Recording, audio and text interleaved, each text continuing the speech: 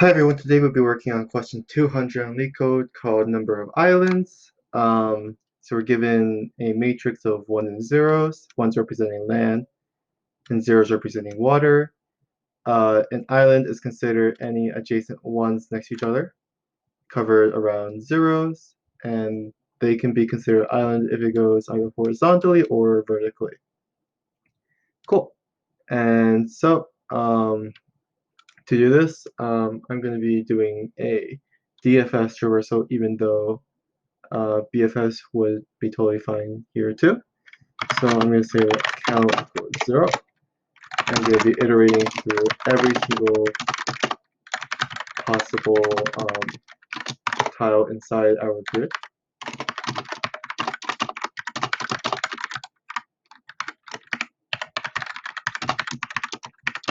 And we're going to say if it's an island, so I'm going to call this function isIsland, passing in the grid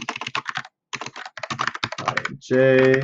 I'm going to say we're going to increase our island count. At the end, we want to return our island count. Okay, so let's build our isIsland function now. First, let's see if it ever goes out of bounds. So if I is less than 0, or I is greater than equal to 0, or j is less than 0, or oops, not 0.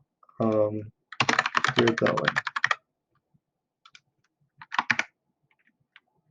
Grid I dot length. Or if the grid ij equals 0. So if we're going out of bounds or if we're passing by water, we just want to say return false. Now, for the sake of this question, since we're only visiting each entire island once in the DFS traversal, we can mark it as visited by making it a 0. So we can say grid ij equals 0. So we know it's valid, and we know that we're visiting it, so let's make it a 0 now. And here's the DFS part where we're just going to DFS in all 4 directions. So we're going to say I plus 1, j,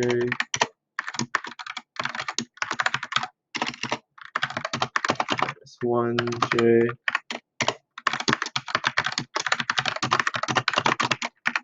and finally, oops.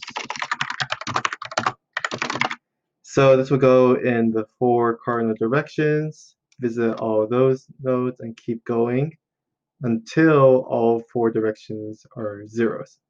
So in this case, it's going to make this entire island over here all zeros and mark it as 1. So at the end, we just say return true. We've finally finished traversing the entire island. And that's about it. So let's see what happens if I run it. Works just fine with the first test case. Works just fine. Cool. So let's talk about runtime for this DFS function now. In this case, we have to traverse every single element inside the matrix. So we can say this is O of n times n, where n is the rows of the grid, and n is the length of the columns of the grid. Cool, and that's about it. If you have any other questions for me, please let me know. This is a pretty straightforward matrix DFS traversal question. And a follow-up to this question is, I think it's called max area of island, where you actually figure out the biggest area inside the grid, which I'll be doing soon. And yeah, I'll be posting a link to the question as well as my GitHub down below, and I'll see you guys next time.